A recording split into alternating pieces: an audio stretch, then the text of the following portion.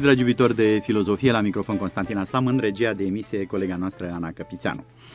Vă invit astăzi la o dezbatere pe o temă aflată în consonanță cu mult așteptatele sărbători, în care vom păși cu toții începând de săptămâna viitoare.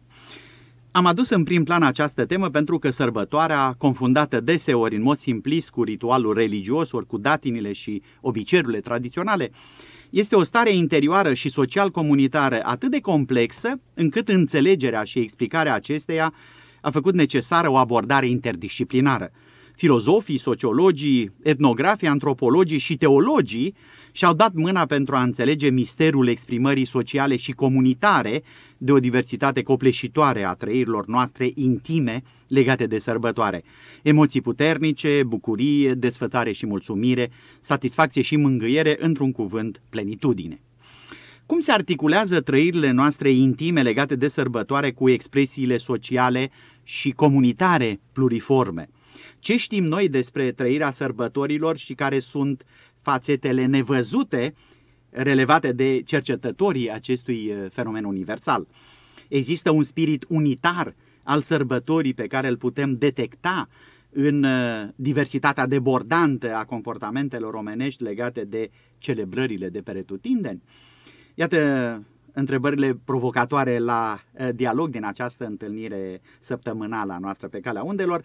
Vă aștept opiniile la cunoscutele telefoane ale postului de Radio România Cultural 021, prefixul Bucureștiului, 311 1240, 021 319 0505, în ultimul segment al emisiunii, adică între 17 și 17:45. Puteți să vă exprimați opiniile și prin SMS la numărul de telefon 0746 22 3300. Suntem onorați de prezența în studio a doamnei Ozana Cucu Oancea, cercetător științific doctor la Institutul de Sociologie al Academiei Române, un nume care s-a impus deopotrivă în cercetarea națională și internațională a sociologiei sărbătorii. Continuatoare a unor cercetări de avangardă în domeniu, datorate în primul rând filozofului Vasile Băncilă, domnia sa a publicat două remarcabile volume, Trăirea sărbătorilor, între meditație și petrecere, în 2001, De la Moș Gerilă la Santa Claus, o privire sociologică asupra Crăciunului, lucrare apărută în 2006, cărți care i-au asigurat o bună platformă în inserția internațională de cercetări în noul domeniu de investigații umaniste numit sociologia sărbătorii. O salut pe invitata noastră în numele dumneavoastră și al meu. Să rămână și bine ați venit! Bună seara, bine v-am găsit! Vă propun că, așa cred că este firesc, să vorbim puțin despre itinerarul cercetării dumneavoastră, pentru că am detectat, urmărindu-vă CV-ul, am detectat o pasiune pe care de obicei o recunosc în rândul cercetătorilor care fac o performanță și care sunt îndrăgostiți de tema respectivă. Să vedem cum v-ați întâlnit cu sărbătoarea în orizont teoretic, pentru că practic ne întâlnim cu toții în ea. Așa este. Cu puțin timp în urmă mi-am revăzut și eu CV-ul, încercând să fac o aplicație pentru un nou proiect și am rămas surprinsă și eu câți ani au trecut de la prima mea încercare de cercetare a acestui fenomen, care s-a întâmplat aproape cu acum 20 de ani în urmă, în 1995, când eram studentă în anul întâi la sociologie și când am pregătit un proiect pentru sesiunea de comunicări științifice studențești, având titlul Avatarurile liberului arbitru, desacralizarea fenomen sociocultural propriu generației tinere. Asta a fost prima mărgică, să spun așa, pe care am realizat-o. Era doar un proiect de cercetare, care a fost de altfel premiat la acea sesiune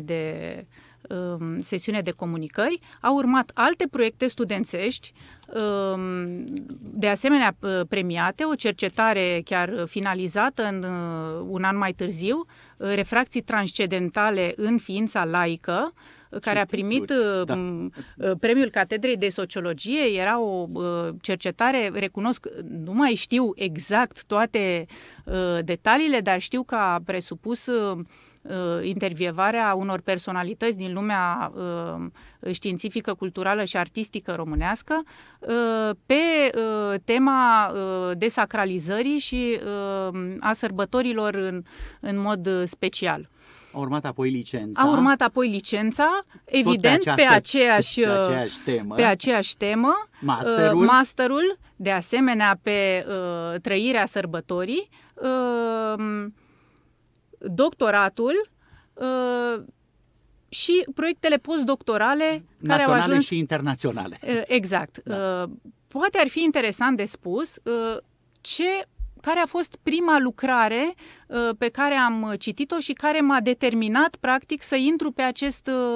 Mi-ați luat înainte întrebarea. Da, vă rog, nu faceți griji că mai am și altele. Bun. Da. Este vorba de Mircea Eliade, Sacru și Profanu. Am dat în anul întâi peste cartea aceasta și am rămas fascinată de viziunea lui Eliade despre desacralizarea lumii, despre acea diferență între omul religios și omul areligios, despre perceperea timpului de către unul și de către celălalt, despre faptul că omul areligios, omul modern, practic, da, al zilei de astăzi, neagă existența acelui timp sacru, acelui timp calitativ. Asta m-a stimulat pe mine să încerc să pun în practică, să văd dacă este chiar adevărat. Biografia noastră intelectuală, itinerarul noastră intelectual ilustrează o idee contrară percepții obișnuite că în cultura română totul trebuie făcut de la început, ca să-l citesc pe Cioran. Iată că există și continuitate. Nu avem continuitatea de la Iliade, avem continuitatea de la Vasile Băncilă, un filozof abia acum repus în circulație publică de către doamna Dora Mezdrea, cunoscută editoare, care a scris în anii 30 un șir de studii grupate într-un volum intitulat Duhul Sărbătorii, nu-i așa? Da, aceasta a fost a doua mare revelație a mea după Sacru și Profan, a fost descoperirea eseului lui Vasile Băncilă, Duhul Sărbătorii, și acum stau să mă gândesc că dacă Mircea Eliade, să spunem, ar fi fost foarte ușor de găsit și multă lume a citit, Duhul Sărbătorii nu a fost... pur și simplu l-am descoperit întâmplător. Apăruse, dacă nu mă înșel, la editura Anastasia, da, exact, un volum despre Vasile Băncilă și reclama era că Vasile Băncilă a fost profesorul de filozofie al maestății sale regelui Mihai. Da, a fost profesor la liceul Mihai Viteazu. Da. Așa, continuați. Da, deci am descoperit această carte tocmai când îmi făceam lucrarea de licență și mi-a dat peste cap, practic, tot planul pe care îl făcusem înainte de a o citi. El, Vasile Băncilă, are o viziune funcționalistă, cumva durchemiană, dacă am putea spune așa, în privința sărbătorii. El îi găsește o grămadă de o funcționalitate foarte interesantă acestui fenomen care este sărbătoarea, și anume, el spune că sărbătoarea rezolvă angoasele existențiale ale omului modern. Asta este cheia teoriei lui Băncilă. E o modalitate de a-ți petrece într-un mod fericit viața. Oarecum. Da, poate de a avea și momente de fericire. O să vă spun mai încolo, însă... Da, spuneți. Da. Că... Nu ezitați să mă contraziceți, că dumneavoastră sunteți profesionistul, iar eu sunt cel care vă provocă. Eu nu vreau să-l contrazic pe Băncilă, Doamne ferește, vreau doar să spun că în studiile mele am ajuns totuși la o concluzie care m-a destabilizat puțin, și anume faptul că sărbătoarea nu produce întotdeauna fericire.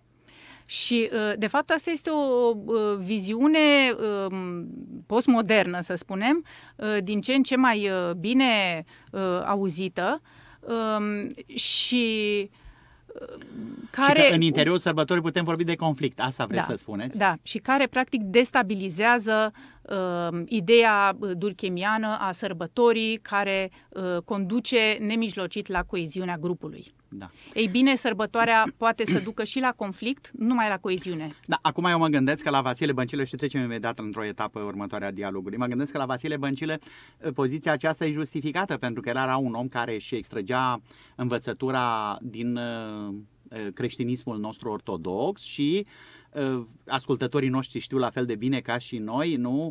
În Biblie, în Eșira, capitolul 23, există un capitol, ar trebui recitit acum în preajma sărbătorilor, e un capitol acolo, 23, care este chiar sărbătoarea și mă gândesc că Vasile Băncilă poate tocmai de la sugestia asta biblică a plecat, nu? Este posibil. Pe de altă parte, Vasile Băncilă a fost un filozof.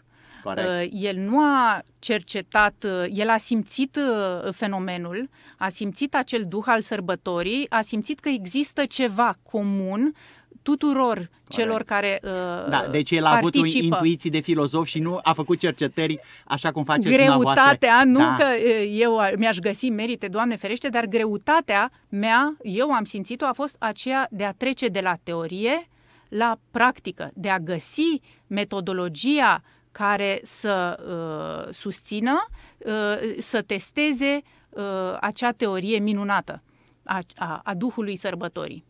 Deși dumneavoastră, m-am uitat pe proiectele internaționale de cercetare, ați abandonat expresia de Duhul Sărbătorii și ați substituit-o cu Spiritul Sărbătorii. Ce-i una și ce-i alta? Da, așa este, ați observat bine, n-am reușit să ascund lucrul ăsta.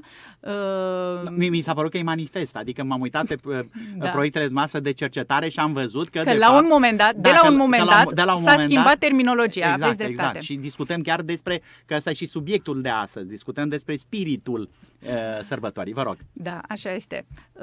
După cum vă spuneam, am încercat în teza mea de doctorat să găsesc o metodologie potrivită operaționalizării conceptului de Duh al Sărbătorii și am pornit, bineînțeles, de la teoria lui Băncilă și de la definiția lui Băncilă privind sărbătoarea. Am reușit să descoper, spun eu, cea mai potrivită metodă de cercetare a acestui fenomen. Pentru că este foarte ușor să vorbim despre spiritul sărbătorii sau despre Duhul Sărbătorii, care, fie vorba între noi, este până la urmă cam același lucru. Da. Dar mult mai greu să punem mâna pe el. Asta e clar. Și să ne dăm seama de ce el apare sau nu apare. Pentru că până la urmă asta este problema principală. De ce oamenii simt că nu au mai trăit sărbătoarea așa cum ar fi trebuit să o trăiască? Și poate că ascultătorii noștri o să-și pună această întrebare acum, pentru că de multe ori nu ne-o punem. Suntem noi în spiritul sărbătorii? Putem spune că a fost o sărbătoare reușită? Sau nu? Până la urmă e mai ușor așa pentru oameni să se întrebe dacă sărbătoarea a fost reușită. Și dacă sărbătoarea a fost reușită, înseamnă că au fost în spiritul ei.